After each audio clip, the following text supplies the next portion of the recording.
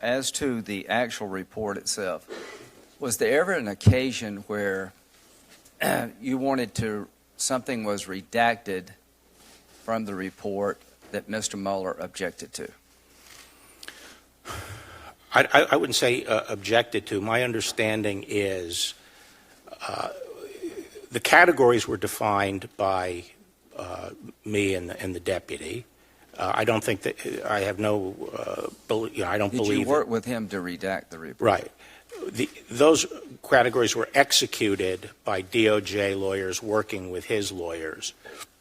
I think there were maybe a few judgment calls, very few, as to whether or not something as a prudential matter should be treated as a reputational interest or something. So there may have been some occasions of that, but as far as I I'm understand it, you did not want to hurt somebody's reputation unless it really affected the outcome. Is that correct? Right. So was there any disagreement about 6E material? Not that I'm aware of. Any disagreement about classified information? Not that I'm aware of. Okay.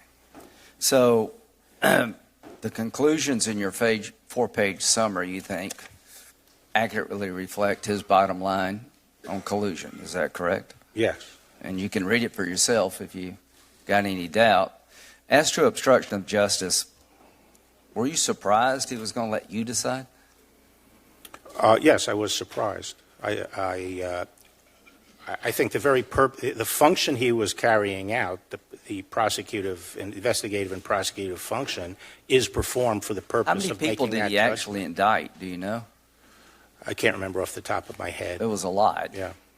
So he actually has the ability to indict if he wants to. He's used that power during the investigation. Is that correct? That's correct. And the other thing that was confusing to me is that the investigation carried on for a while as additional episodes were looked into, episodes involving the president. And so my question is, or was, why were those investigated if at the end of the day you weren't going to reach a decision on them?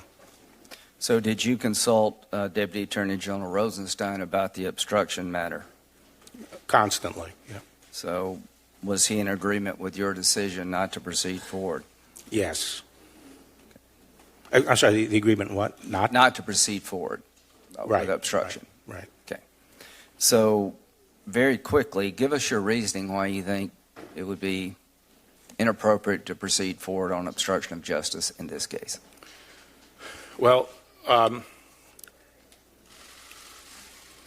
generally speaking, an obstruction case typically has two aspects to it. One, there's usually an underlying criminality. Let's stop right there. Yeah. Was there an underlying crime here? No. So usually there is. Usually.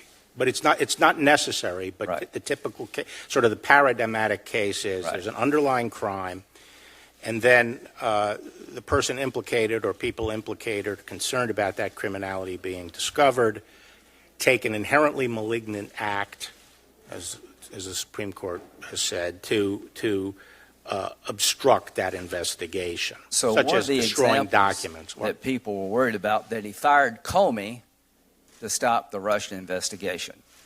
That's one of the concerns people had. Hey, NBC News viewers, thanks for checking out our YouTube channel. Subscribe by clicking on that button down here, and click on any of the videos over here to watch the latest interviews, show highlights, and digital exclusives. Thanks for watching.